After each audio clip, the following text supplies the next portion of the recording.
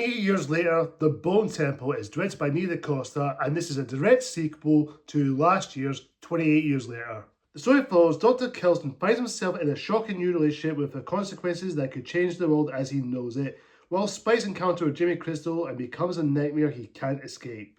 As you guys remember, last year I did review of 20 Years Later, a film that I really liked, and of course I saw the double bill for this film, for this one and this movie, so I went just to see it again. And on rewatches, I still like the film, I still do. Definitely not perfect as I remembered as it was. There are some few things in there I wasn't a big fan of, certain stuffy areas, but especially with the Jimmy Crystal ending, which, yeah, bit of a weird one to say the least. This one here, Bone Temple, I would say this, I will say as a positive note, Bone Temple is miles better.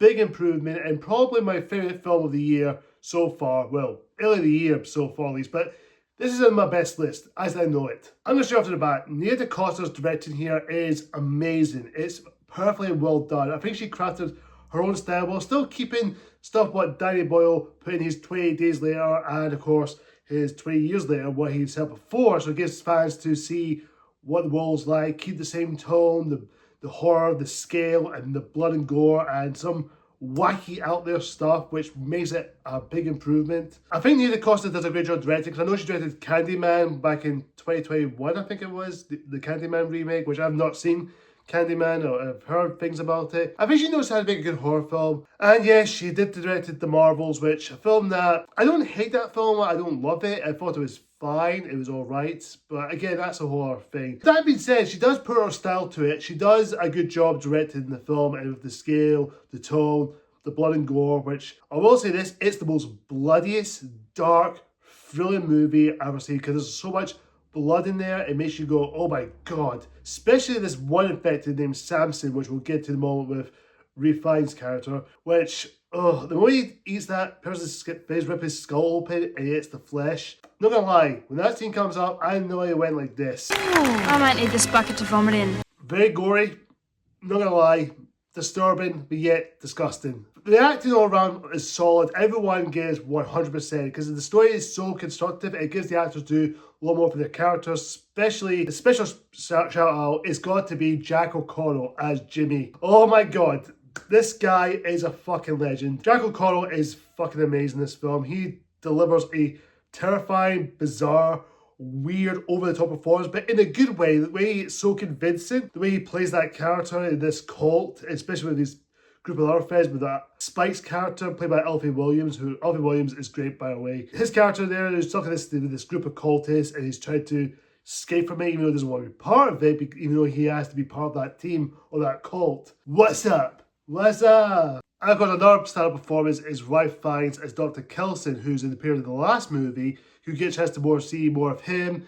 And of course, he bonds a friendship with Samson, affected that he named, and basically he becomes friends with it, which I won't give away the whole spoil of the film. The way he handled this character is so well done, it's so condensed, and you can actually see he's trying to get these infected to maybe open their eyes to maybe try to bond with them, or maybe try to convey, which I actually quite liked. I thought that was really well done. I will give some applaud to do that. I will give some praises for that.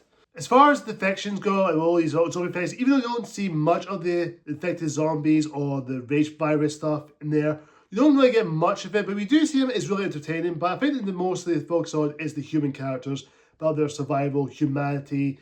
It also deals with religion themes, which I appreciate, which I do actually quite like. It explores that themes there that add something to the story, to the lore of this universe that Danny Boyle builds since 28 Days Later. And this is a great world building and so many stories and characters that you can invest into. And also certain deaths and characters in life. It's just incredible. And the score is well done, and some of the music choices, even though they're a bit bizarre, but it works so well in the context of the film and the story. It works perfectly well. It's so condensed, and the cinematography, beautiful shots. There's beautiful camera shots that Nia DaCosta uses.